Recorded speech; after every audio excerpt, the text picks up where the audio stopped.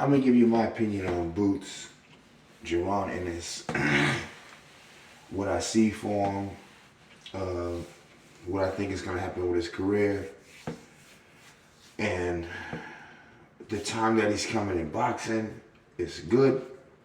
At the same time, it's kind of bad. And I'm gonna tell you what Errol Spence Jr. why he's the last greatest boxer at the 147 and will be viewed in the breath of the greatest, maybe even to supersede Mayweather.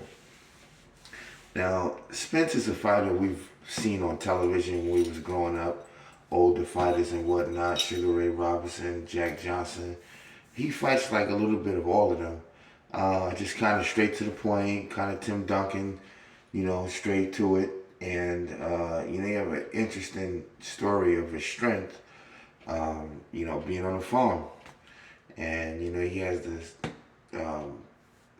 swagger of Dallas and, a Texas boy that just adds to it. And then, his parents, they have Caribbean and West Indian roots, Jamaican and whatnot.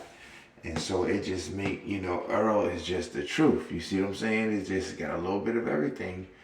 And Boots, he's next, man. He's from Philly, no games. Philly is the real deal. I believe this kid's gonna really have a great opportunity to reign supreme. But he also has a tricky card. He could actually turn out to be another Terrence Crawford. For him to be as good as they say, the money doesn't add up. Fortunately, it's the game. You're coming in, self-publishing. I know, I do it, I get it. Okay, fine. But I need to see something happening here with Boots, okay? Or we're going to have to start looking at Plan B. Plan B is where we should have been already, but we'll see what happens. Boots can probably beat just about everybody. To me, in my opinion, again, except Devin Haney.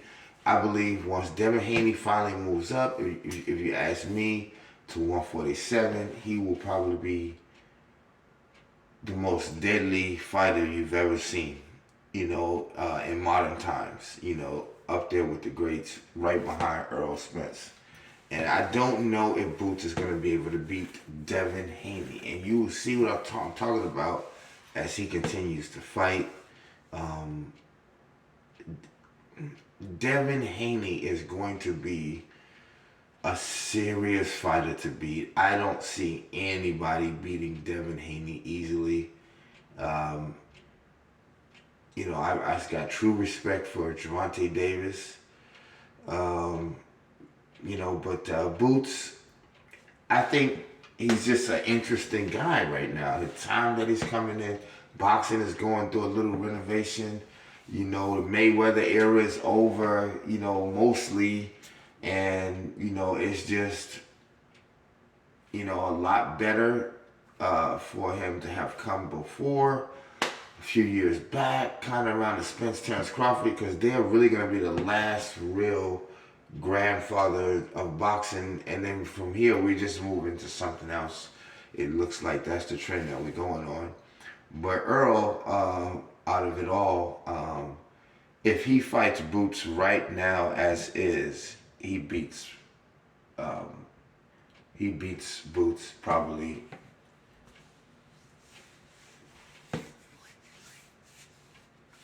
seventh, eighth round. You start to see Boots fading, because I believe, and this is what his father knows. If he's gonna beat Spence, he's got to beat Spence in the first 4 rounds. If you're gonna beat Spence. If 4 rounds go by, 5 rounds, and you haven't beat Spence already, you're going to lose that fight with Spence. Come here. Got him. Damn mosquito, big as hell.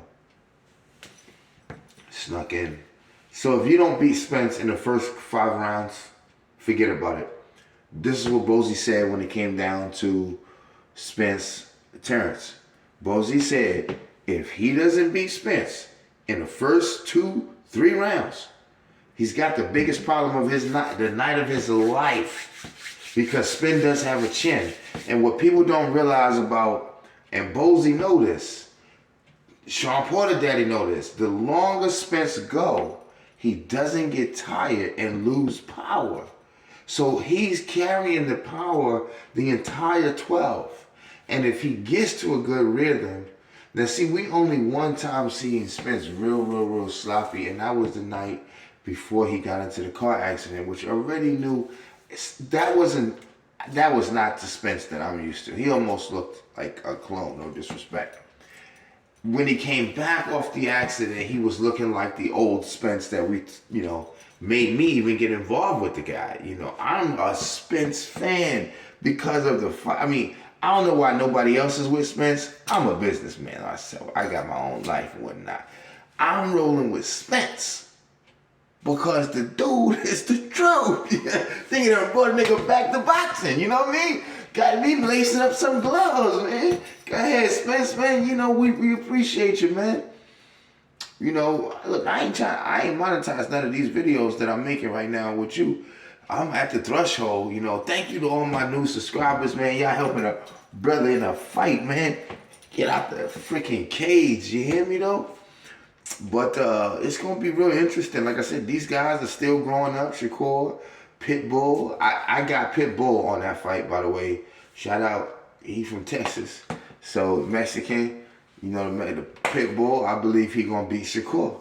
Oh, God. I believe Gervonta Davis can beat Shakur. Shakur's not that good. He's good, but he's not that good. If he get in there with a good guy that can hit, that's the deal about Spence. What you guys understand, when he gets in there with Boots, right? Boots gonna be doing all that. Y'all, and I hope you better get in there and expect to just immediately start teaching him like you Muhammad Ali, because what people, and that's including the GWOAT, Clarissa Shields is trying to tell these boys, I sparred him. Earl is like a bull. Regardless of how good you are, you're going to feel his masculine, he's a bull up in there. You dig what I'm saying? And he has the movement in there. Whether you block it, that's up to you. He's gonna whip your body, period. No matter who it is I'm fighting. Gonna wear that body. I'm telling you, Terrence Crawford, Boots Ennis have not been hit in the body by a boxer, period. When they fight Spence, they're going to have to make a decision. The truth is, he has the best jab. So here's the problem with them. How nice you are, as any one of these guys, you know what I mean? How nice you are, all that trickster.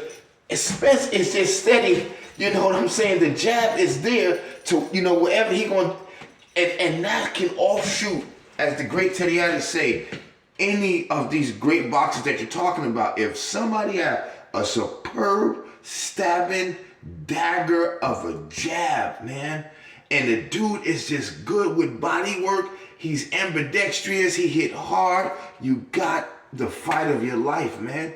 Even if you win it by points or whatever the case may be, you and that guy maybe never be the same.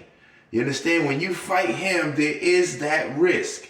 And what are you going to do if you're in this for the first time and you get clocked by Earl? Earl hit hard. Now I'm saying, just think about it. These boys ain't never been hit. They going to take it. But just imagine taking that first dozen hit and it's by Spence. Spence, if you seen his work, the dude...